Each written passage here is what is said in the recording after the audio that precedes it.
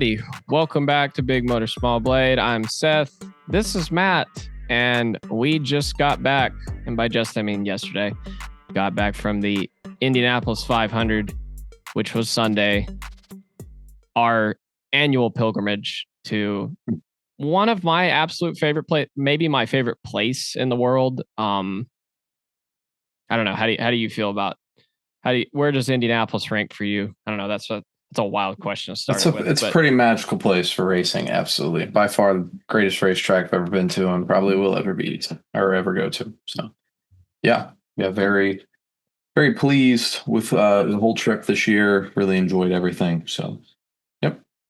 Yeah. I went up for not the full time, but a full week for the first time ever. Got to watch qualifying, which in the moment I was like, wow, I was kind of surprised. It's like, they don't really look that much faster. And then I went and saw Monday practice. And then I was like, oh no, they look slower now. So, so yeah, they definitely look like they are hauling the mail around there for qualifying. And then somehow 210 miles an hour looks slow when you watch them in the middle of a corner. But that's how it works for you sometimes. But yeah, I guess we'll go ahead and start it from not the beginning, but we'll start it from.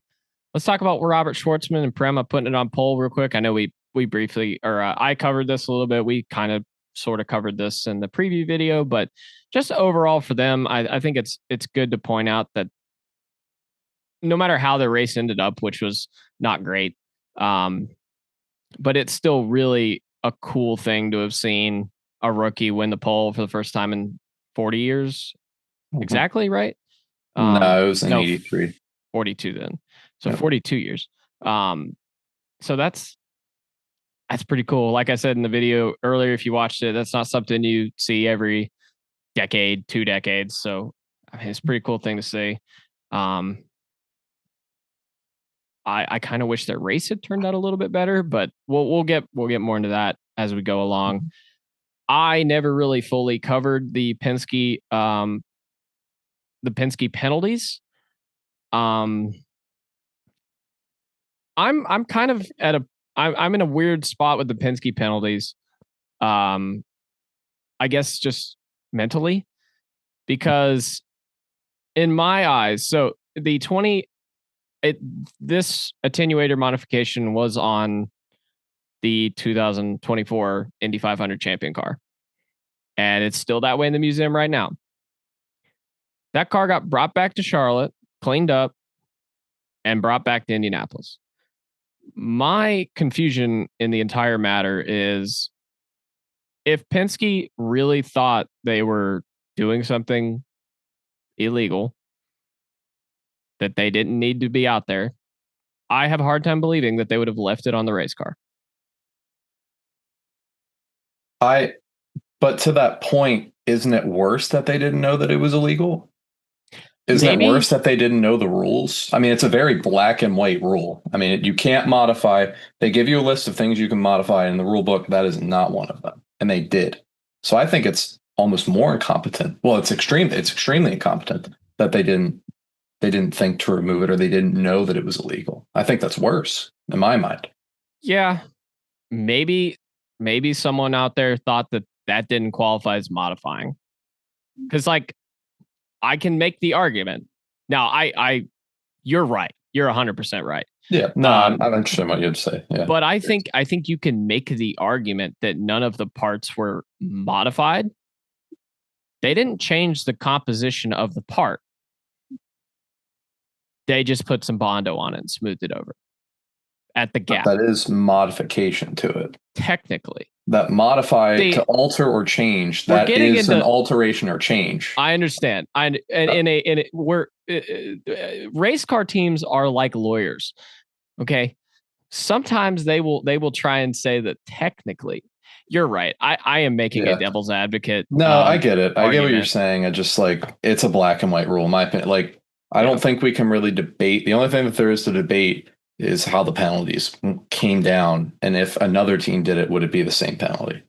Yeah. I don't know the answer to that question, and that's a problem. Prior to yesterday, I thought that it wouldn't have been as big of a deal for another team. Mm-hmm. And now I think IndyCar overall is realizing they have a bigger problem than they thought.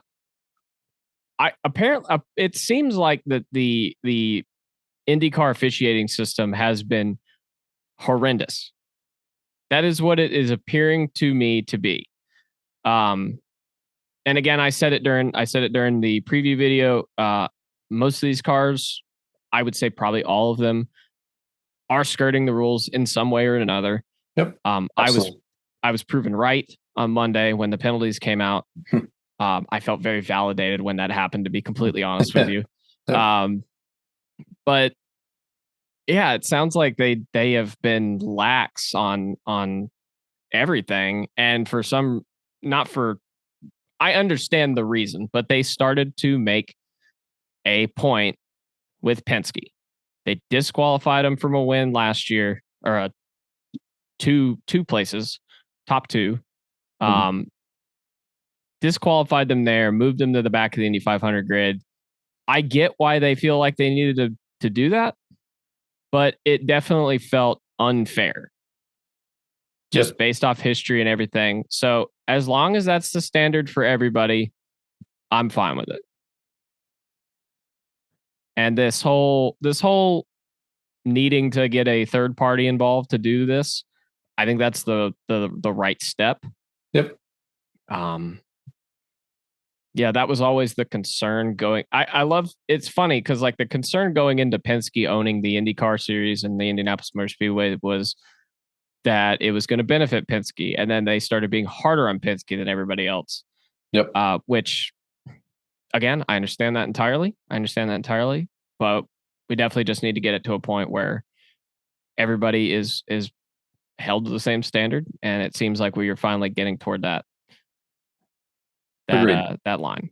But Agreed. And that's the biggest issue with the whole thing. I don't care about the modification. I don't care that Penske did it. I'm concerned with the consistency of the rulings. That's all I can really care about, because you're going to find race teams. You see it in other forms all the time. There's always going to be infringements. People are constantly trying to cheat, bend the rules, gain any sort of advantage, and that's their jobs. And the job is to get away with it. A lot of other teams got away with a lot of stuff on Sunday that they've probably been getting away with this 13-year-old car for that long. So it's not a big deal to me, and it doesn't compromise the integrity of the sport, because Chip Ganassi saying it compromised the integrity of the sport. It would compromise the integrity if they didn't get penalized. They got penalized. You cannot tell me that Chip Ganassi has not raced something illegal at some point. It's just, that's racing. That's what it's going to be. There's a rule book and you're constantly trying to bend it. The biggest thing for us, and like you said, having a third party, someone to come in there non-biased and issue penalties in a consistent manner, that's the only issue that I saw from the whole thing. So yep, consistency is what matters. So if someone next year in Fast 12 has a similar issue, they should be thrown to 32nd and 33rd. They should not be DQ'd from the race. They should not start 11th or 12th, even though that's what the rules say. They shouldn't start there. They need to change that rule and be consistent in the future. So those are the things for me. Yeah, I mean, I guess last point I'll make on this, and then we can be done with it. But they brought those cars through inspection over the last 2 years a dozen times, just about. Yep. And it only they only got caught because Ganassi tipped them off. No, the tech inspection saw that it was an issue, and they said, like, you have two options. You're either going to go run and we're going to penalize you, or you cannot run. And then they thought after tech inspection they could start getting it off of there, and that's when Chip Ganassi was like, they're playing with their car after tech inspection with things you're not allowed to do, and then they removed the cars. So, yep. Well, that's really odd too, that they would tell them that when that's not really feasible, or that sounds like that's not within the rules. Why would they tell them that? Tell them what IndyCar just said. You're either going to go, you can go run if you want, but you're going to get penalized, or you cannot run. Yeah, I see what you're saying. Yeah. Or you cannot run. They did not tell them to remove it. Penske thought that they could remove it. Okay, so is that why they got moved to the back? That would be, I don't think that was ever in a press release either. Because if that's what they told him, and then they didn't end up running it and then still got penalized. I don't know. Yeah, I'm so confused. I think the biggest thing is that this is kind of an unprecedented issue. And in the future, if this happens, I want to see the same thing. I don't want to see, oh, they had some sort of like thing that failed inspection. They didn't run. They still start 11th to 12th. No. Yeah. You don't run. Just throw them out immediately. Because them trying to remove it and then pulling their cars out of pit road, to me, that's just kind of like, doesn't really matter. It's a wash. It's like, okay, they tried to do it. They were going to get penalized either way if they ran or not ran. So would the penalty have been the same if they ran? They would have just started 11th and 12th at times. Those are the things that bother me. Like, I don't know. I want the same ruling for everything. Yeah. Yep. So, all right. I think we've beat that yeah, one to death. I think everyone has in the last week. Yeah, so. I think we have. We're late to the party, but we needed to say something about it. So now you know. Carb Day was interesting. We'll briefly bring that up.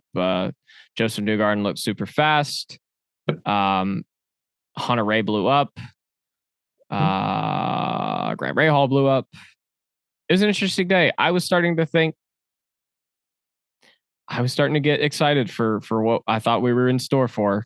Carb Day was I feel like Carb Day kind of honeydicked us a little bit. Like it looked a lot better on Carb Day. And again, I said it before, obviously passing is easier on practice day than it is. The race plays out a lot differently than practice, for sure. It was warmer on Carb Day than it was on race day. That played a factor in it, of course. Yeah, I agree. Yeah.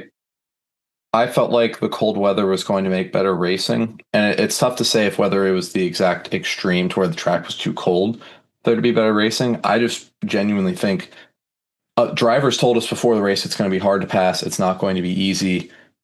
And you could really, and I saw this in the open test when temperatures were warmer than Carb Day and warmer than the race. And the only car that could pass was the second car in line. It's the only car. I know it's open test. It's the first time they're really in the hybrid, but I expected that. And I thought maybe the colder weather was going to help things. I think just once we got to the race, everyone's kind of playing more defensively. They're not giving up positions easily. They're not lifting for runs. You know, when people are coming on the outside, they're not lifting like they would in a practice day. They're not running the same lines. They're protecting the bottom every time. I think we got the pure product of what was going to happen on race day. Personally, I don't think the weather changed too much. If anything, I think it helped because there were some moves that were able to happen, but I just don't think that added weight. It was they had a great product, and in my opinion, and I'm going to crash out a little bit. Honda ruined it. Honda ruined it. They wanted a hybrid, and if they wanted a hybrid, they could have had it. They could have done it, but they pushed for this. It wasn't well thought out. We had hybrid issues. We saw one catch on fire on Carb Day. It ruined the Indy 500. It is ruining IndyCar racing. It has made the product terrible. These big hunks of metal, these big hunks of machinery in there, adding 100 pounds, has not enhanced anything. It has made the series worse.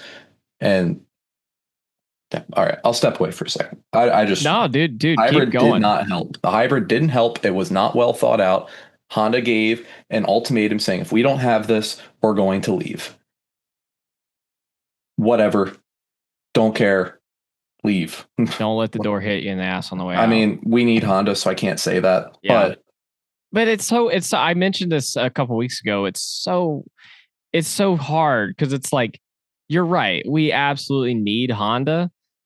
But damn, dude, if it's going to do this to every race, well, I'm gonna make maybe a little bit of a counterpoint here in a moment to this race specifically.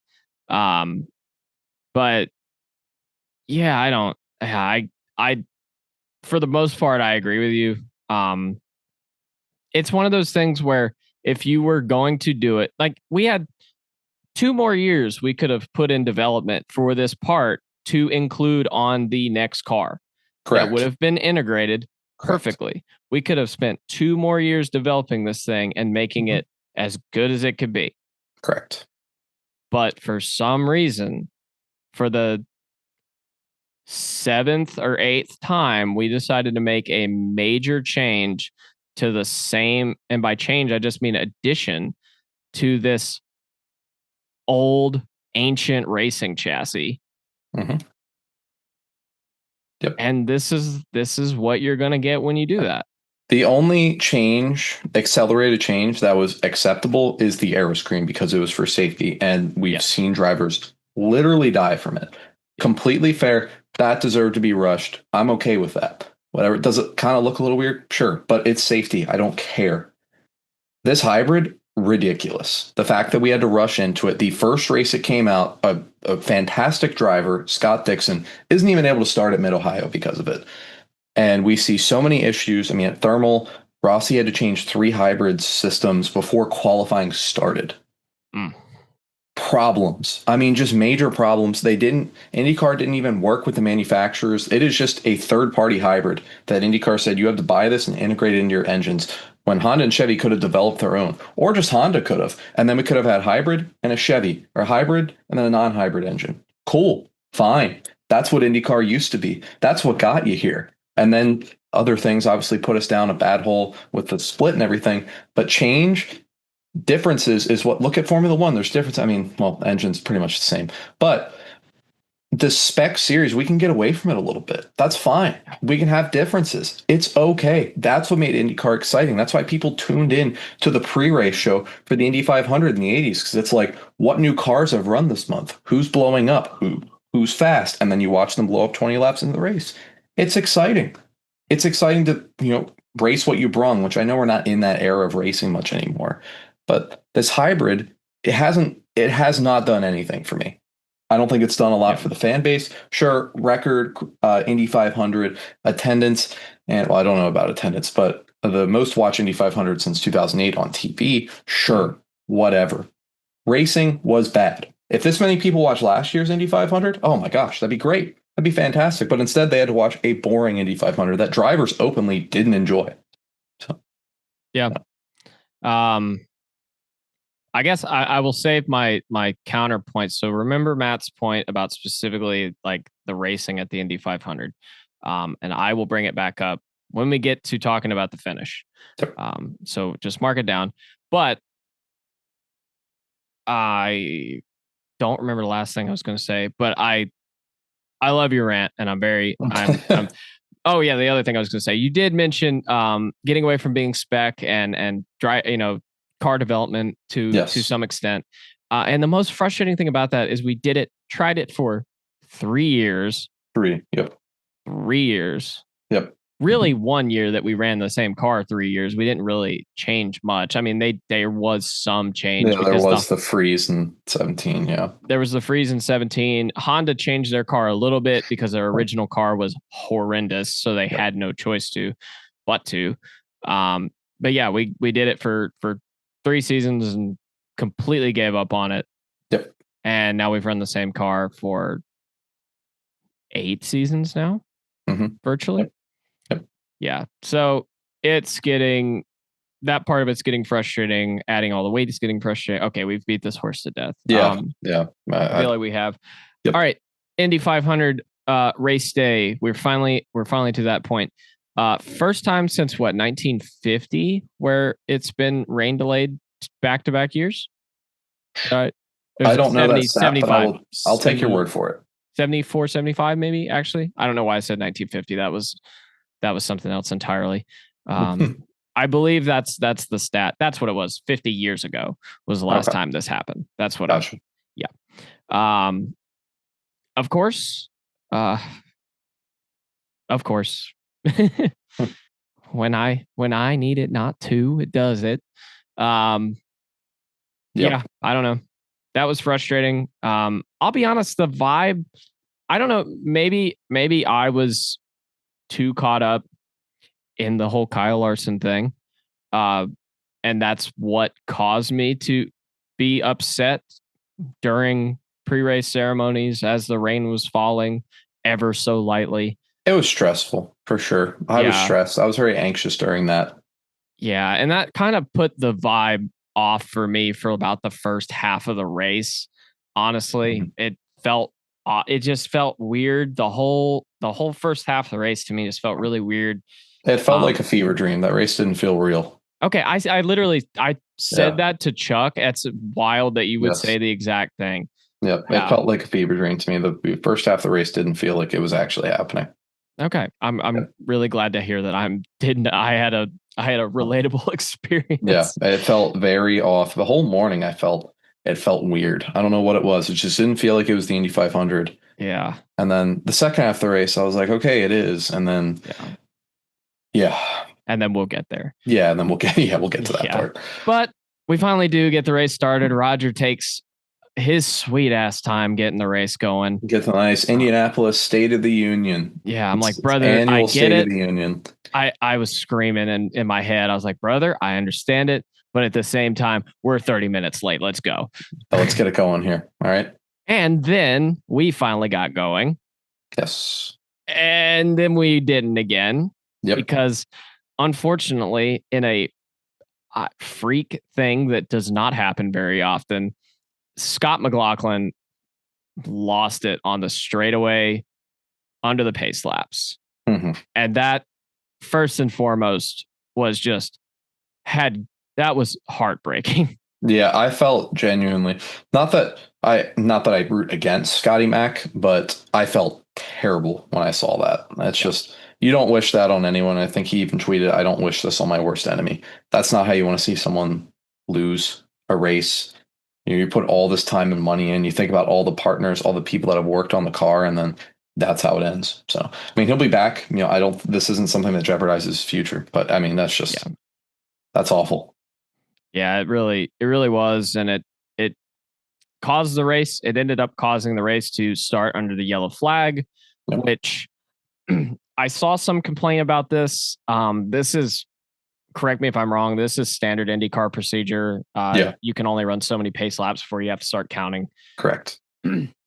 Unfortunate that it would be that way, but I mean, realistically, it's no different than a crash happening in the first corner, Yes. which definitely won't happen in We this still race. got a 3 wide start. Like that wasn't taken away from us, which we knew. So I was curious because in the grandstands, he asked me, he's like, so are we not doing a 3 wide start? And I didn't know the answer in the moment. So we did do that. Is that always standard procedure? The first time you go green in the Indy 500, it's 3 wide, no matter what? So I forget the last time it happened, but I believe I remember watching a race in the past, and that was the procedure. They start 3 wide. Okay. Yep. So good to know. Curious if you might know, would we do that in any other race? Would we start single file if we started under caution, or would we start double file? I was at Pocono and they wrecked coming to the start, and I believe they still started 2 wide. Could be wrong. 2018. Tough race to go back and rewatch. But I believe whenever Graham Rahal and Piggott, I believe at the beginning of the race crashed, they still started double file. Okay. Could be wrong. I could be way off on that. That's just what my memory is telling me. That sounds right because of the reason it's hard to watch. That's why they were side by side, I would imagine. Yeah. Yeah. Now part of me is thinking it's down. I don't know. It doesn't matter. Continue. I don't know. It's not really that important or relevant to the current topic, but we do finally go green and make it not even a whole corner. Marco Andretti had room to the outside. It looked like they were 4 wide. I'm not really sure what they were thinking here. I guess anytime rain happens, everyone gets antsy, and it was very much like the start of last year's race. Everybody was very aggressive in the beginning and they should have wrecked more times on restarts. And I think this is something I was noticing. And then when I heard Pato go on his rant, it was every restart, and we can kind of jump around here, but every restart was very aggressive and very unnecessary. Everybody was fighting for positions. And I would get it if they were racing because they knew they might not only make it halfway, but that's not what it was once they got spread out. And that could be a thing because it was difficult to pass, whatever. The restarts were a little too much. They were way too dicey. It's exciting, but at the same point, it's like, what are we doing here? Yeah, you cannot win the Indy 500 on lap 2. No. Well, you can certainly lose it. Yep, and Marco did.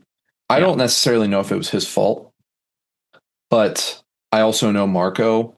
And if I take it, if I isolate that incident, I don't know if it's his fault, but I do place blame on him because he knows it's early in the race and you can back off. You can always be the guy to back off and let people go. It's early in the race. You're fine. Yeah.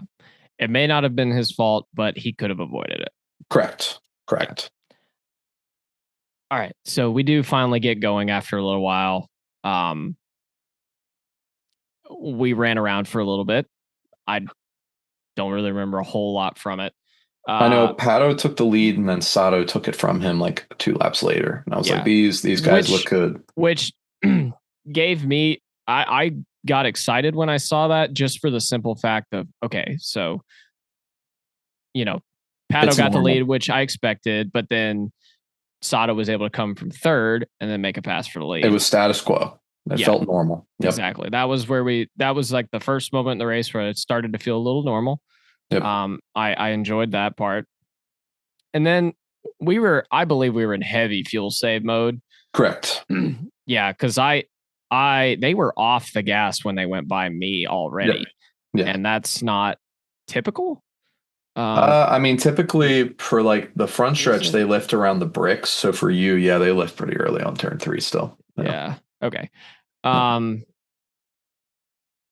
Okay, so let's skip to, it was lap what, 40 something, 42, 45 when Rossi caught on fire, or was it later than that? I think it was later because I feel like when did the rain No. caution come out? Because they made it like, Oh yeah, we had another rain caution. yeah, because how many laps did he complete? Because it was like after his first pit stop, I believe. Yeah, he made it 73 laps. Okay, 73. Yep. That's probably when the rain caution was then.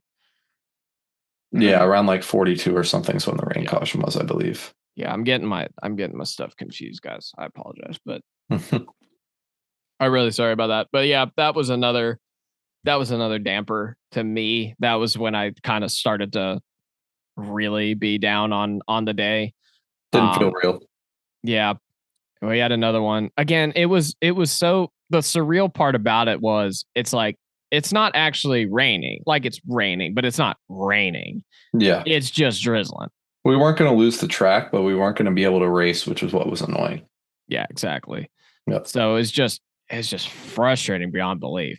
Yep. It's kind of like, I was kind of at the point, I'm like, either pour or get out of the way. Like, do one or the other. And it did. It did get out of the way, thankfully.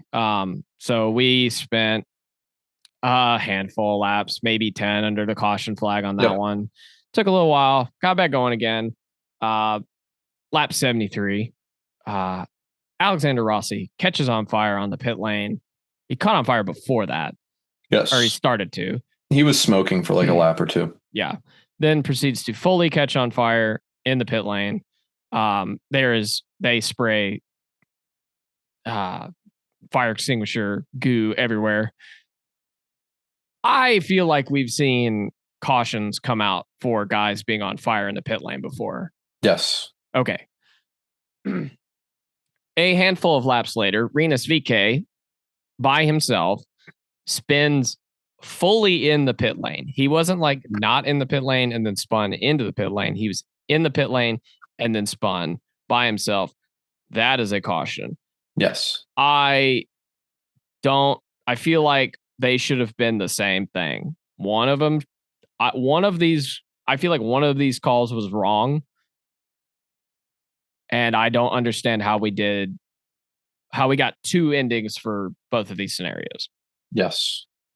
I agree. The only thing with Renus potential, well, he was in his pit box, so I can't even say that. I retract my statement. They're both in their own pit box. The only thing with Renus's is he was further back in pit road. So if someone's coming off a pit road and has a similar incident to him, they're going to take out the crew that's trying to move the car to the garage. They're going to take out that car. So that's a little bit more of an issue versus where Rossi is further up the pit road. I would agree with that statement if he had stopped, but he never stopped, which is why to me, I'm like I said, I'm okay. I just basically made the argument that the Rossi thing should have been a caution. So I kind of feel like, like they both should have been cautions. I agree. Yeah, I agree. But I feel like if you don't throw it for Rossi, I feel like at that point you've made the decision that that's not a caution. And unless Rena stops, it's not a caution. But it was a caution.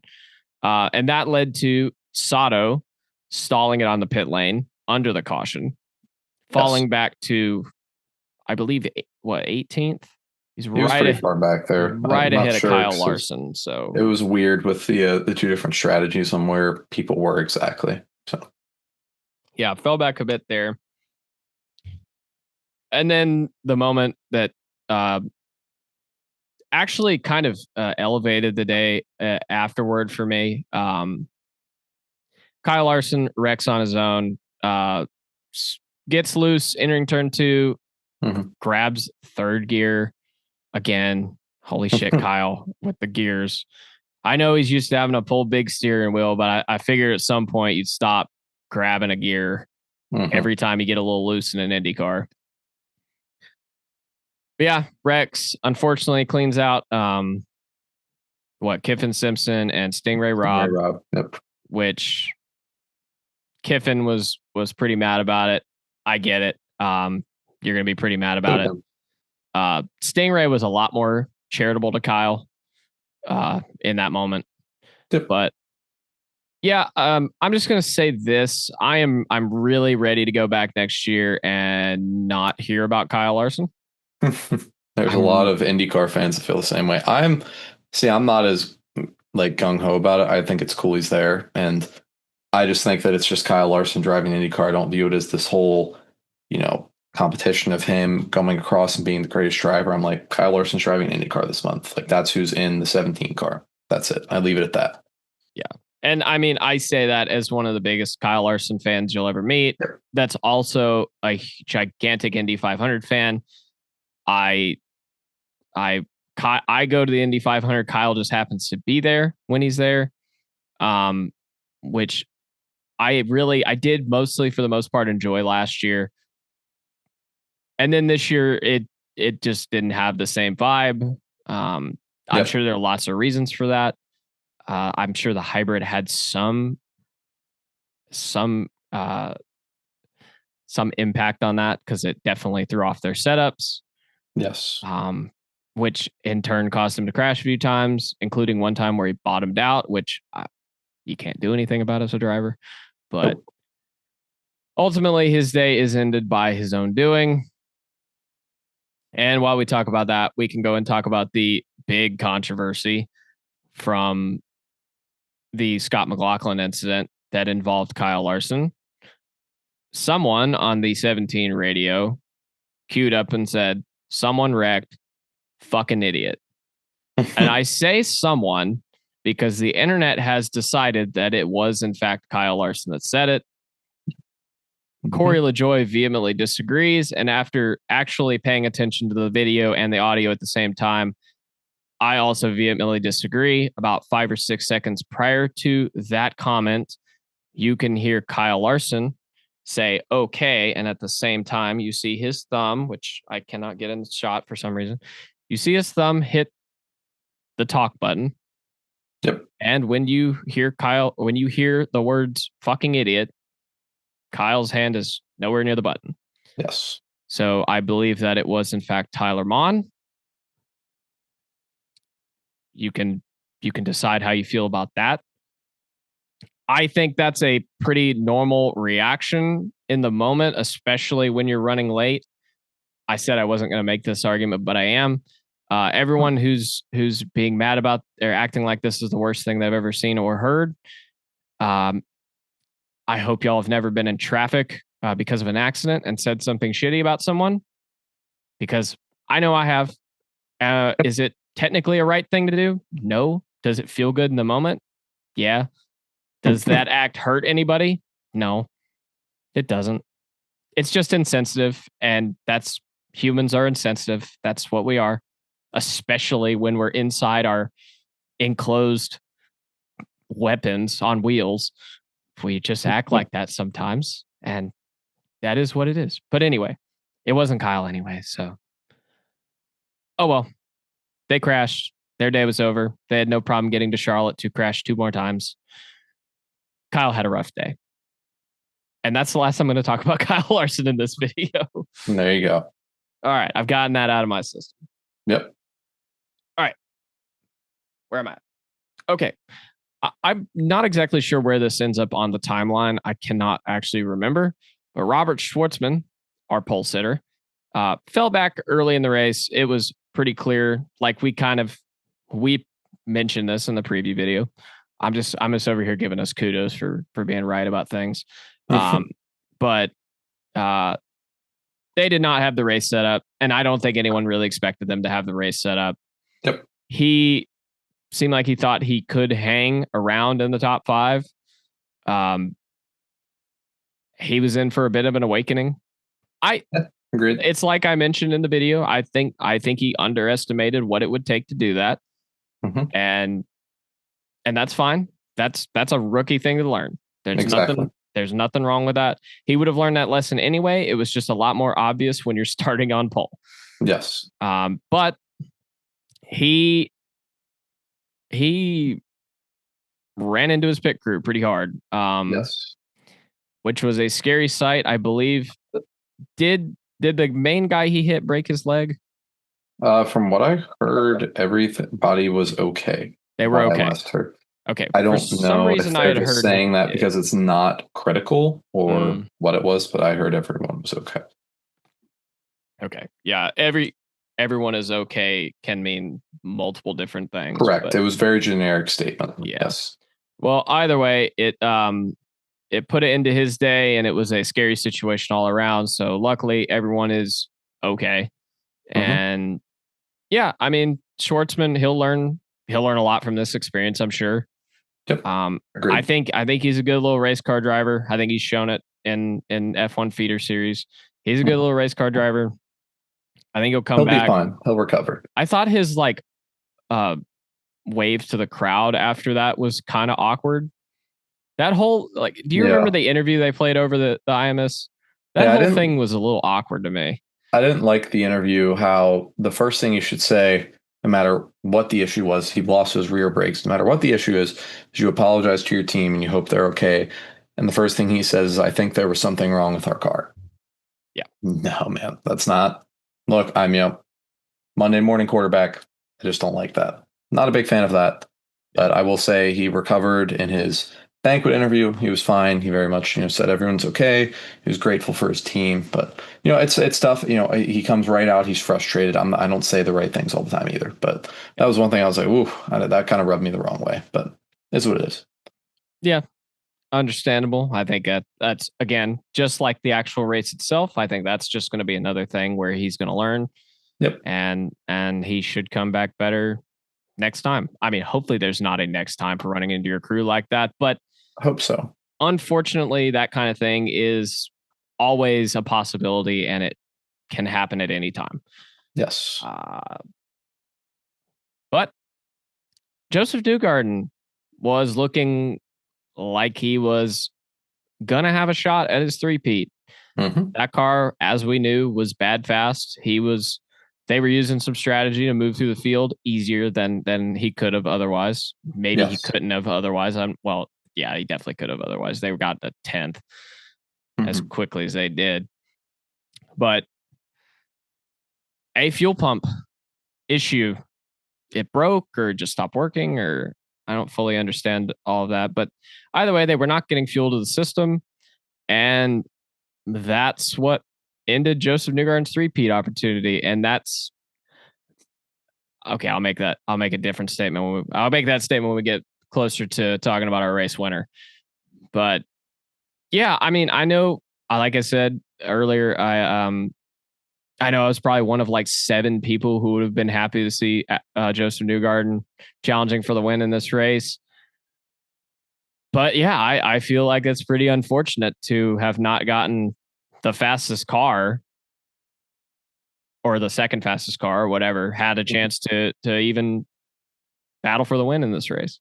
Yeah, that's not what anybody wants to see. You want to see a fast car up front. You want to see a headline like Newgarden up front. Love him or hate him, that it fuels the fire, it gets people engaged, and it would have been a good way to end the race. Absolutely. Yeah, I mean, that's just racing, though. That these kind of things are going to happen. Yeah, they will. They sure will. But it was starting to look pretty interesting up front. Connor Daly looked bad fast. He was bad fast at some point, or at that point in the race. He was leading the race. He was leading. He was bad fast.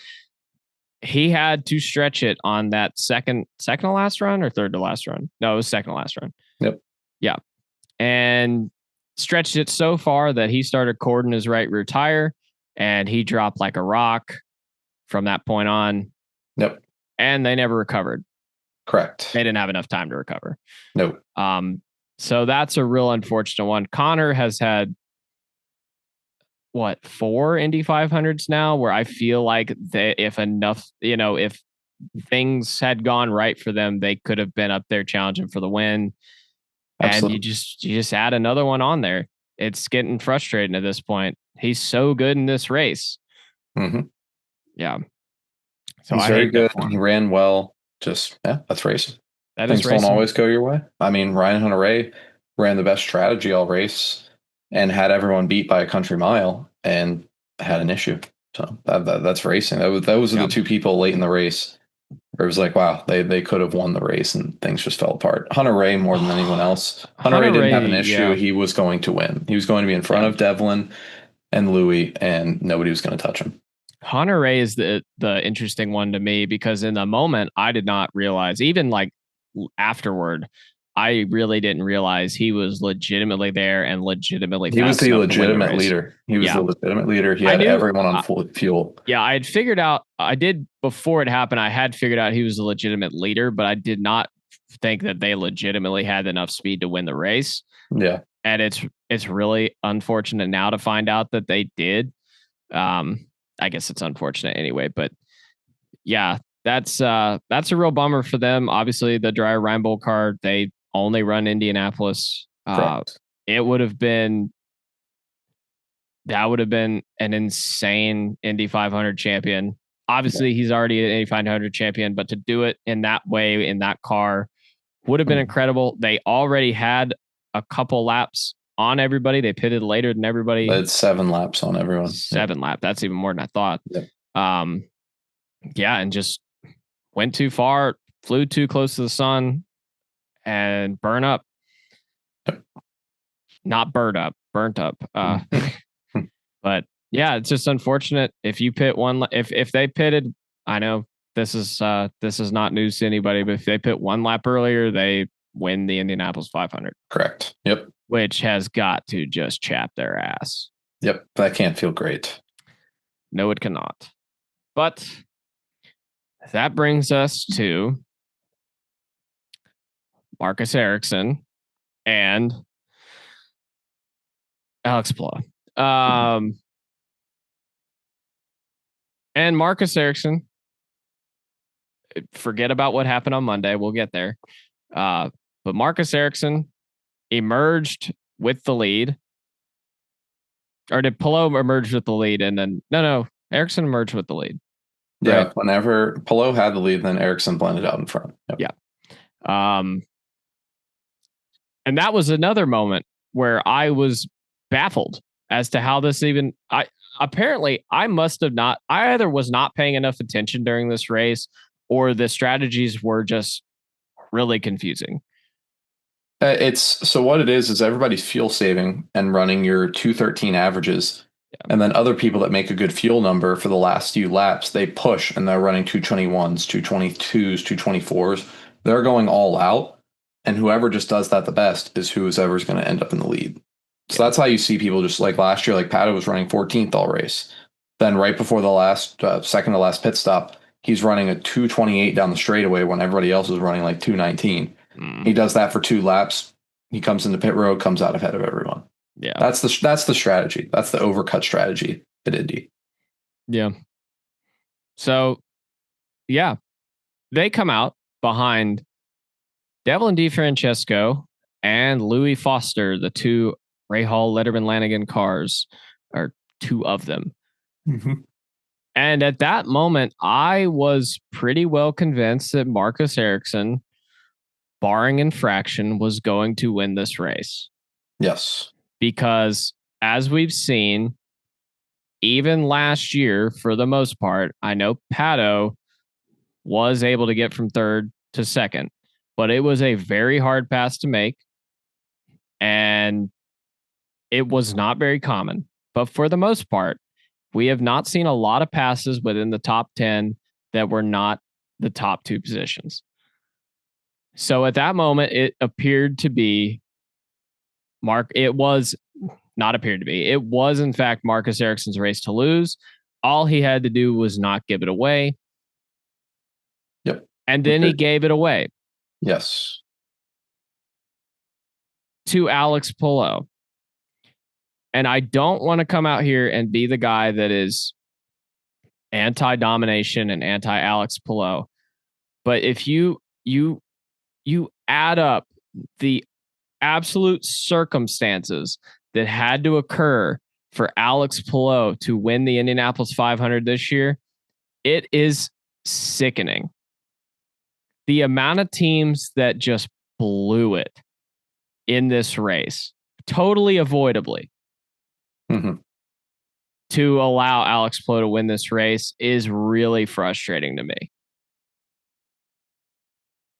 And Yeah. I get that racing is about execution and they execute perfectly all the time.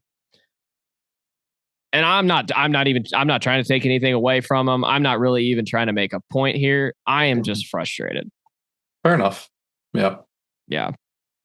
Yeah. I mean, I think obviously he ran the best race. Alex Palou deserved to win an Indy 500 at some point. Yes. And he outclassed the field again. That's just nobody deserved it more than him, in my mind.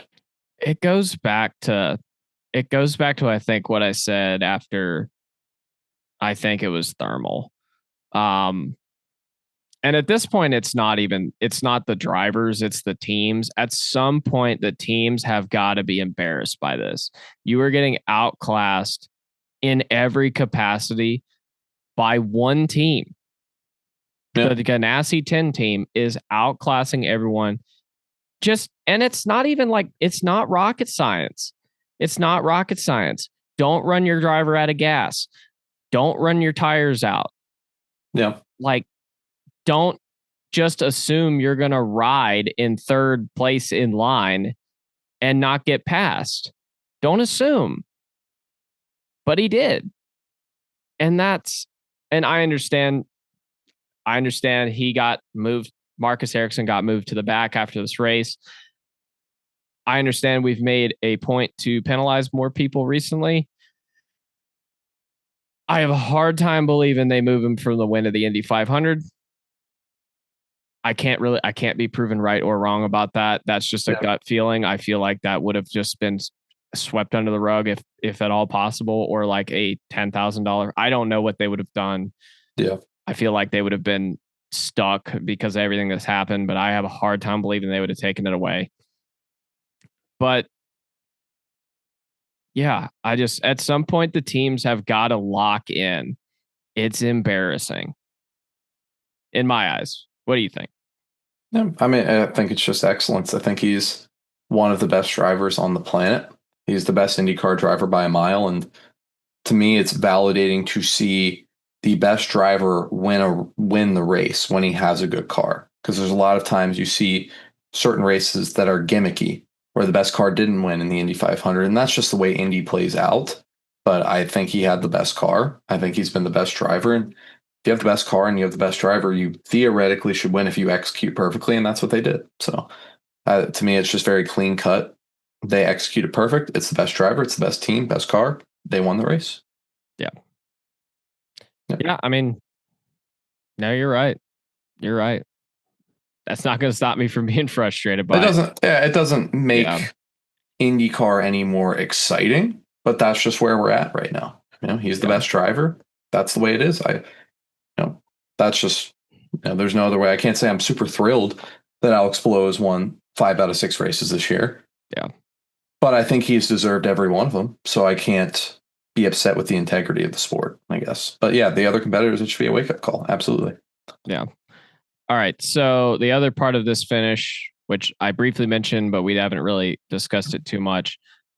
How do we feel? Obviously, Devlin and Louis Foster did not break any rules. Yes. There's nothing. I mean, they're still on the lead lap. So within the spirit of the rule, there's nothing wrong with it. How do we feel about it? Let me clarify this. There's nothing. I'm not ever going to try and say that there's anything wrong with staying on the lead lap when you can. Right. How do we feel about a car, which we've seen, I feel repeatedly, for the most part, which is why I emphasized last year's finish. We've seen repeatedly for the most part in this setup, the lead two cars are able to get by each other because the lead car punches a gigantic hole in the air and the second place car can get a run and everyone behind them is kind of stuck. Yes. We saw the same thing play out on Sunday. It was just not the cars we wanted to be. Yes. I kind of feel like that finish showed, because I feel like we can kind of ignore the problem of that when it's for the win, even though it ends up being mildly gimmicky in itself, because it basically just comes down to who makes the move last. Yes. If Newgarden had taken the lead from Pato at the end, now Pato was not good enough, but say Pato's car wasn't trash last year and Newgarden had passed him on the last lap, Pato passes him back on the last lap and wins the Indy 500. Yep. I know that was a bit of a hypothetical, but I don't mind that we've kind of exposed that we have an issue with racing for the win past second. Mm-hmm. How do you feel about that? I'm trying to throw it to you, but that's kind of yeah. I mean, I think it's been known since this era kit came out that the front wing is super weak. It doesn't do anything. I think that everyone kind of, hopefully, I mean, fan perspective might be different, but everyone close enough knows that that's an issue. And I don't think we can be surprised by that. The front wing is very weak. It doesn't do anything. And the only reason, like you said, the front car just punches a hole in the air, and that's the reason why second place can get by. After that, it's just so much turbulent air. The front wing is completely underdeveloped. We've known this since 2018. We have known this for 8 years.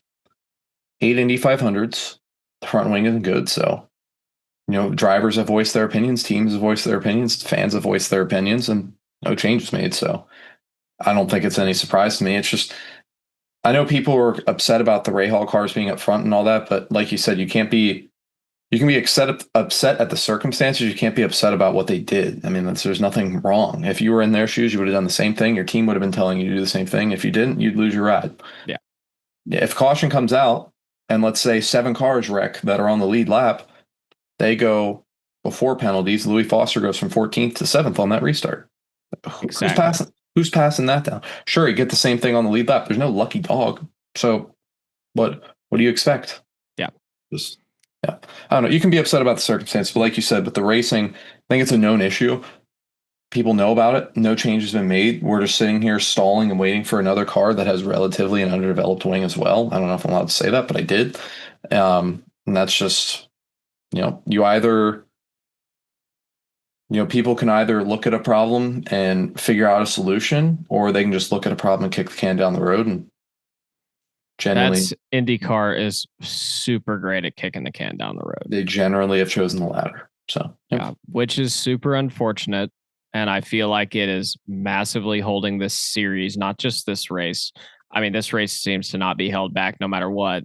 But this series has been held back tremendously by this over the last 8 years, especially coming off of the completely cracked out Aero Kit era and the DW12 era, which I'm not necessarily advocating that we need to go back to that. We don't need bumper pods again. Those were ugly. Yeah, they were ugly, and the racing was gimmicky to a large point. Yeah. Absolutely exciting races. If you are new to IndyCar and you did not watch those races, go back and watch the 2012 to 2017 Indy 500s and all the oval races. To be honest, they were great, ridiculous. Specifically the Fontana 2015 race. Go back and watch that race. It was unbelievable. But yeah, I guess this is the most frustrated I've ever been on this show. And again, I want to reiterate this too. A lot of it, you're either negative on the internet or you're negative about what's happening, or you're negative about the negativity. And the negative about the negativity, people need to shove it, because newsflash, if people this I don't want to make a NASCAR comparison, but it gets to the point like it's gotten with me and a lot of people with NASCAR where you don't care anymore. Mm-hmm. And I do not want to not care about this anymore. Well, I'm not there yet. I am not there yet, Yep. Especially with a new car on the horizon. And even though it may not fix our issues, I will give it the chance to try first before I start to go down that path. But yeah, I'm frustrated. Ultimately, I think it's mildly fitting that Alex Palou wins his Indy 500 this way, seeing as he lost his best other shot to win the Indy 500 this way. In 21, it wasn't the exact. Obviously, it wasn't the same circumstance in that race. Elio caught lap traffic with 2 to go. Yep. It wasn't just there for 40 laps or 30 Correct. laps. So a little bit different, but played out basically the same way. Yes. So I do believe it is somewhat fitting for Palou to get his Indy 500 this way. Yep. And after all that bitching I just did about Alex Palou, I'm going to say he is a very deserving Indy 500 champion. It is nice to see the best driver in the series win the Indy 500. Fundamentally, I think he is a great ambassador for this race, for this series, especially a guy that is absolutely good enough to go win an F1 world title. Say, I don't care. I want to win another Indy 500. That's huge for this series, for this race. I think it's great. I hope that he gets the recognition he deserves for being an absolute wheelman who does not do anything wrong ever, despite selling his soul to make sure everyone always does the wrong thing. Mm-hmm. It is we're back in 2000s Jimmy Johnson era NASCAR. That's what we're doing right now. Mm-hmm. Very much. That is what we're doing. And even though I will come in here next week and bitch about Alex Palou winning the Detroit Grand Prix, which when was the last time someone won the race after the Indy 500? It's been a long time, right? I couldn't tell you when they won the Indy 500. Couldn't tell you. Yeah, it's been a long time. There's a bit of a curse there, just due to all the extra stuff you have to do as the Indy 500 champion. But if anyone is going to break that curse, it is going to be Alex Palou. Yep. And agreed. So yeah, go ahead and tune in next week and see if that happens. But yeah. All that aside, the Indy 500 is probably my favorite weekend of the year. Mm-hmm. And spending it with you and Joe and Dave and everyone else, Chuck this year only probably for at least a long time. Fair enough. Spending it with you all of you guys is definitely one of the highlights of my year. And I'm glad we got to run it back this year, and I cannot wait to run it back again next year. It's a good time for sure. Absolutely. Yeah.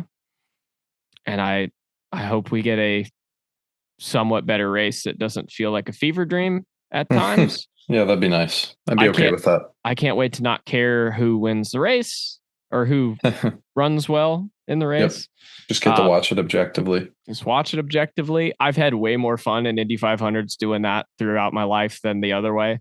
Yep. So I'm just going to keep it that way. Even as a guy who's had drivers and stuff, it's never really bothered me too bad.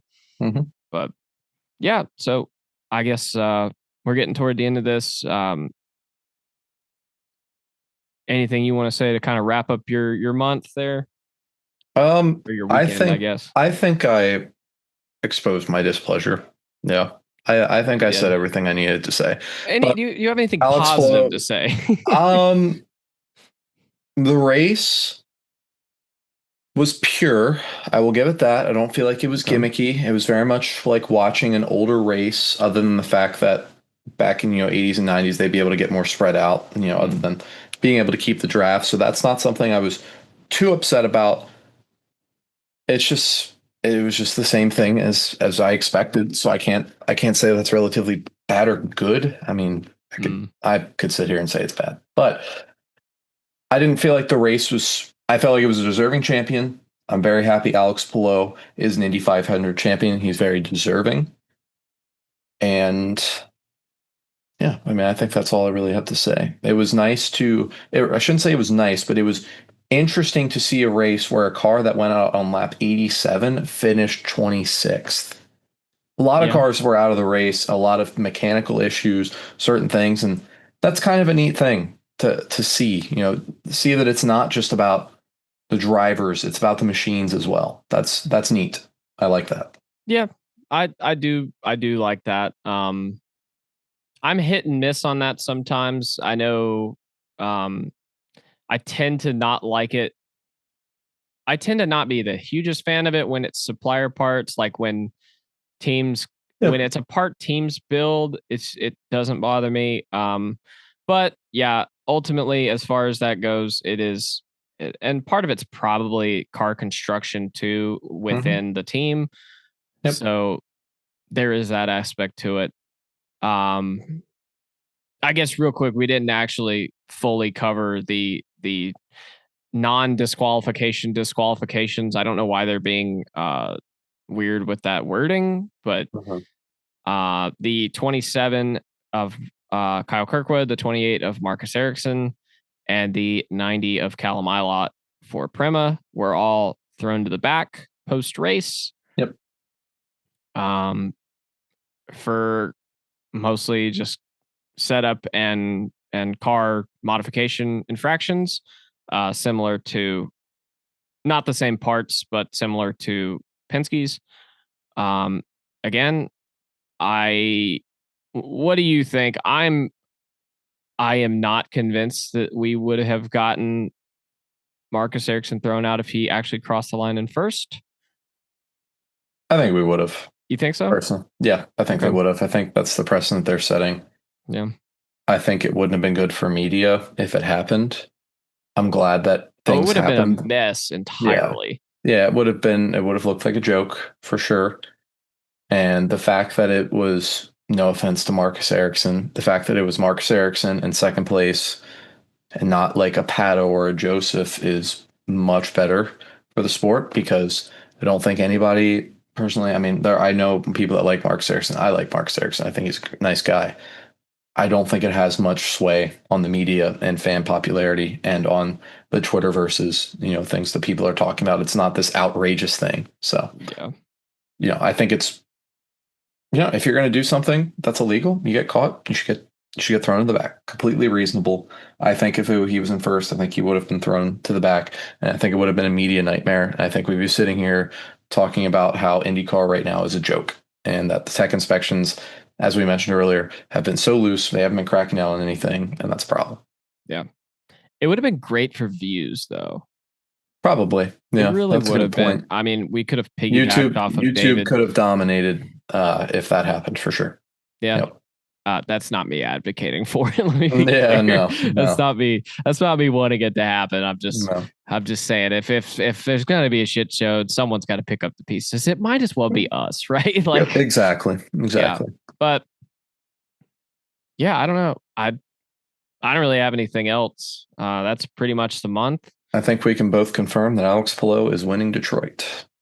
Yes. Do we want to Yeah. pick second place? No, No. don't. I All right. So don't. we both pick Alex Palou. I'm Yeah. at the point now. I do want to say this. I'm kind of at the point now where I kind of just want Alex to win every race. I'm completely for it at this point. Yes. Yeah. Just I Yeah. want to see But at if this somebody point. wins, I want it to be a Prema car. Like I want it to be absolutely done. Yeah. Yeah. Yeah, because I'm at the point where I just want to see something absolutely historic.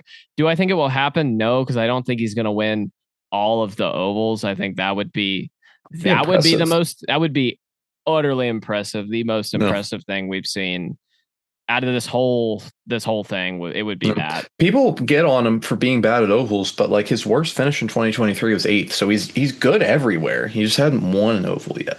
So Yeah, I mean, he was really good at him last year. He had that one accident at Iowa, but other than that, yeah, he was pretty good. So it was fine.